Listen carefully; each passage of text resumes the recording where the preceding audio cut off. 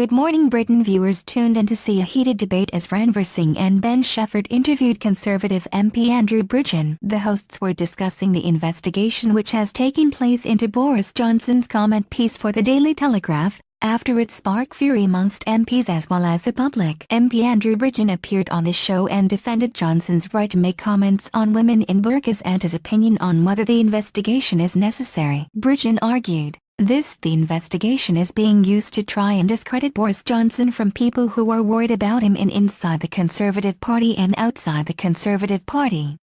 It's bash Boris. Ranvir asked the MP about Boris' use of language in the article he penned, and said, "So why do you think he chose to use that language? You can still make the same points without using comparisons." Well, there's been a discussion across the whole of Europe with regards to the wearing of face veils, face coverings, Bridgen replied. But Ranvir asked again, "Why do you think it's okay to use that language when you have said yourself, you can? That discussion is something legitimate and people want and maybe need, but that language is not helpful."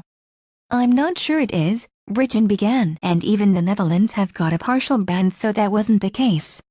I think Boris actually said the answer is not the same as Belgium, France, Germany, Austria, Bulgaria and Denmark. People have blown this out of all proportions. You're actually demonstrating his liberal credentials." The furor comes after Boris Johnson's regular Telegraph newspaper column was published at the weekend. He wrote, "If you tell me that the burqa is oppressive, then I am with you." In the column he suggested banning the burqa could increase tensions between Muslims and other demographic groups. "If you say that it is weird and bullying to expect women to cover their faces, then I totally agree, and I would add that I can find no scriptural authority for the practice in the Quran. I would go further and say that it is absolutely ridiculous that people should choose to go around looking like letterboxes. And I thoroughly dislike any attempt by any, invariably male, government to encourage such demonstrations of modesty." Listening to Andrew Bridgen's opinions on the column this morning, it is a mountain of a molehill, and I'm surprised he didn't go further in many ways. Ranvir continued, "Andrew, can I ask you this?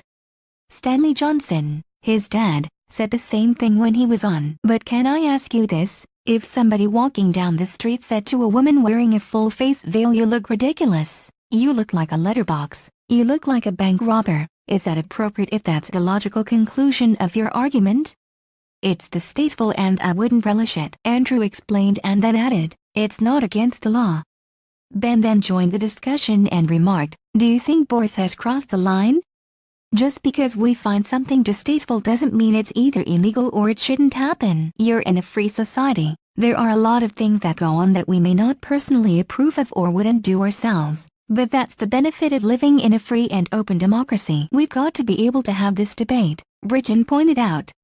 But Ben was eager to pinpoint the cause of Johnson's use of language and argued, "Undoubtedly we are. But it's more the use of the language, particularly those phrases that he used, that has caused by so much upset." There was a letter written by 100 Muslim women who wear a burqa or niqab, and it was sent to Brendan Lewis backing calls for action. This is a quote from their letter. "Given the deliberate choice made to inflame tensions, way in which it makes it easier to justify hate crimes against us, we can concur with the Conservative peer who has demanded for the whip to be withdrawn from Boris Johnson. These are women that deal with the situation each and every day. They are coming out and saying that Boris Johnson, the language he has used, particular descriptions he has used, is making it easier for bigots to come up and abuse them."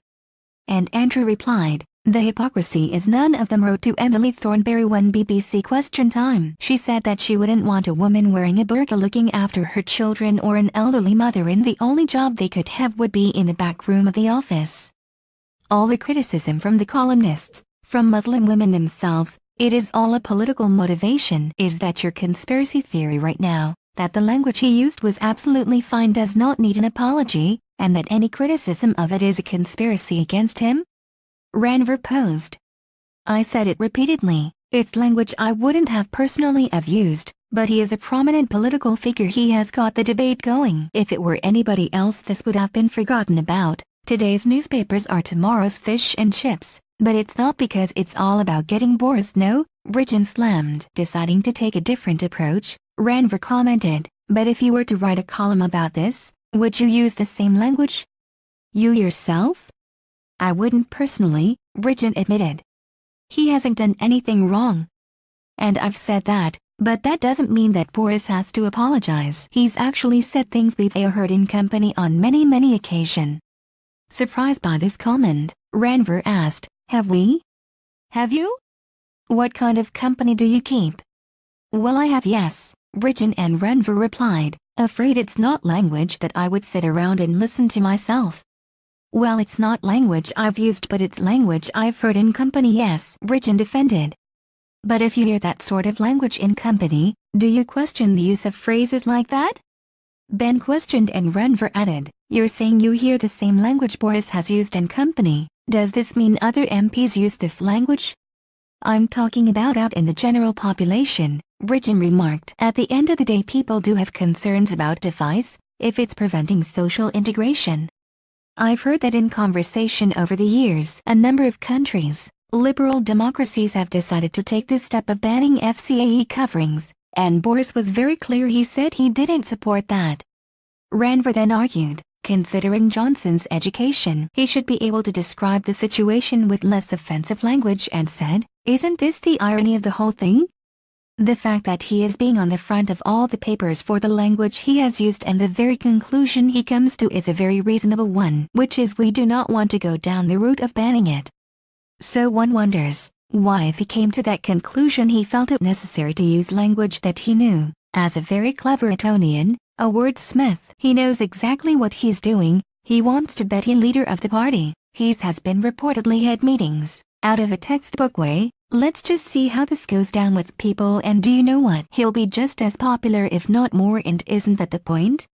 While Boris is a very charismatic politician, he is head and shoulders above most of us, because let's face it, everyone calls him by his first name. He is on friendly terms with most of the electors, so that is political gold dust, as you know. But at the end of the day, he, like I, have concerns over face coverings. But I also, like he does, have major concerns about governments telling people what they can and cannot wear." Bridgen defended. "One last thing, Andrew," Ben asked, "would you like to see him as the Tory party leader?" And Bridgen replied, "We're not in that position at the moment, but what I will say is this investigation into him is very damaging to the democracy and free speech, to all the hallmarks of a political show trial." Good Morning Britain airs weekdays at 6 a.m. on ITV.